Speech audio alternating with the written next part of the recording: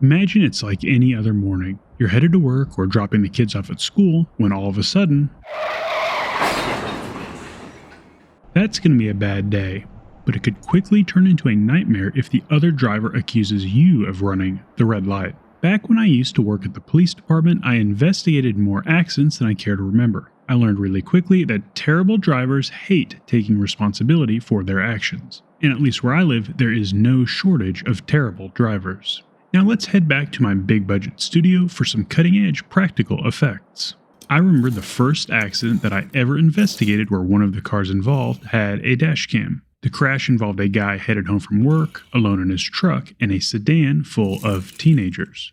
Truck guy said that he had a green left turn arrow and the sedan ran the red light, T-boning him. All four kids pointed their fingers at truck guy and said that he ran the red light. Not a single witness stuck around. If you're truck guy, 4 against 1 doesn't feel great, but as you can probably guess, he had a dash cam, and the way he handled the situation made those teenagers regret their lives. But I'll get back to that. And that brings us to the first big reason that you need a dash cam: money. Even an expensive dash cam is a small price to pay to protect one of your biggest investments. Both of the dash cams we're looking at today are high-end cameras. I think they're worth the extra expense because capturing critical evidence is going to be more consistent on a high-end camera. But any camera is better than no camera. A cheap dash cam might not catch as many license plates, but it will help you fight a ticket for running a red light if it was really yellow, or prove that you really did stop at the stop sign. I bought the A229 Pro almost 2 years ago, and it's been my primary dash cam ever since. It delivered the features and picture quality that I was looking for, and today I'll be comparing it to the newer A329. Both of these are from Viofo, and this is not sponsored, they just make great cameras. Now let me show you why I always buy a higher end dash cam. I've set my A229 Pro to 1080p on the left, and we're comparing it with a 4K image on the right. These are the best possible lighting conditions, and the 1080p camera still struggles. 1080p is just too low for a dash cam, and there are great 1440p options available. If you can afford it, I recommend high-end 4K dash cams to have the best chance of capturing critical evidence in good and bad conditions. Speaking of evidence, truck guy waited until all 4 teenagers signed false written statements before he mentioned his dash cam. I'll let you imagine the look on their faces. Now let's take a quick look at what's in the A329 box before we get to the comparisons. It contains a primary camera, a rear camera, a power adapter, a power cable, a data cable, a polarizing lens, a rear camera cable, and the manual and accessories. It also came with a tiny pry bar for tucking wires behind your vehicle's trim. The power adapter has 2 USB-C power ports, but I prefer to buy the sold separately hardwire kit. They're actually easy to install and they enhance reliability. The voltage cutoff switch protects your battery and makes parking mode a very reliable option. They also completely eliminate any dangling cables by routing them behind the trim directly to the fuse box. Make sure to use and adjust your polarizing lens. The lens and the camera each have a white mark. Line them up and then make micro adjustments until the picture looks perfect. When you install your camera, adjust the position to maximize screen real estate. If your hood takes up half the screen, you need to make an adjustment. The most common dashcam mistake is using junky SD cards. Dashcams are constantly recording. That means you need an SD card that's rated and designed for use specifically in dashcams. A high-end max endurance card from SanDisk or a similarly rated card directly from Viofo will maximize performance and save you the headache of an SD card that fails prematurely. I mounted both cameras side by side to test how they perform in different conditions and with different settings. Both bundles include the same rear 1440p camera, so we'll limit our test to the front-facing cameras. All shots on the A229 Pro will be in 4K, and they'll be recorded at 30 FPS. We'll test with HDR disabled and HDR enabled. All shots on the A329 will also be in 4K. It's capable of recording 4K at 60 FPS, which is one of the big upgrades over the A229 Pro, but that feature does require that HDR be disabled.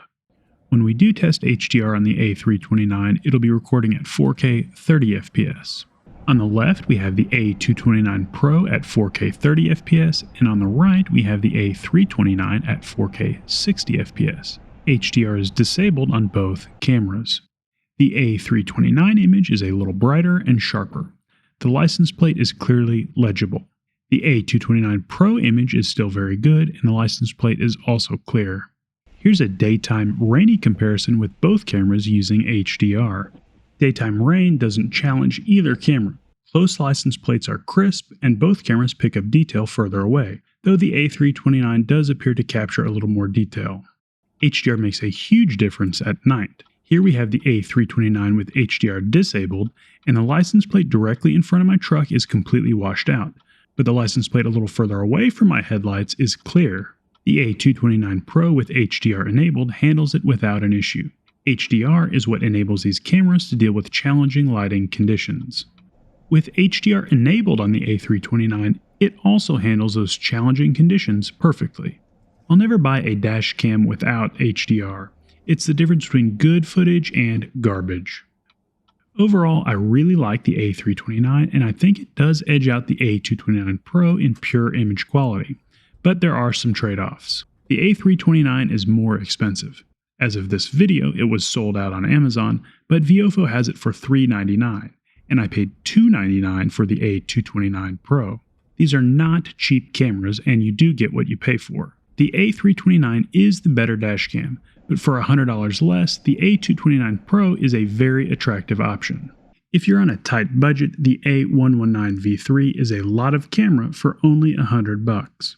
While the A329 is capable of recording at 60 FPS, it can't do 60 FPS and HDR at the same time, so that's only a daytime advantage.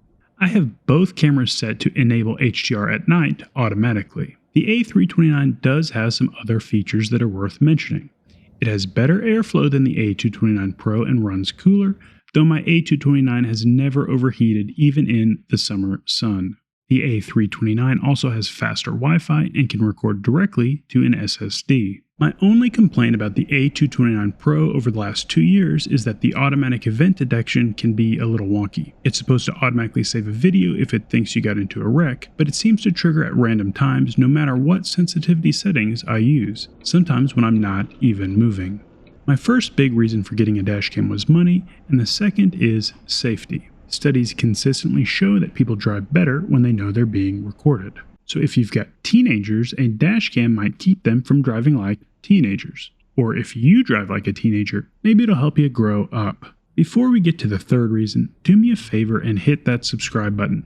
It really makes a huge difference for a little channel like mine, and I would truly appreciate it. Finally, peace of mind. You'll rest easy knowing you're protected from liars, scammers, and tickets that you didn't deserve. We've all seen dashcam videos of scammers that will intentionally try to get you to rear-end them. And the reason we've seen those videos is that somebody was smart enough to buy a dashcam. It's way better to have one and not need it than to need one and not have it. So get a dashcam before it's too late. Links are in the description.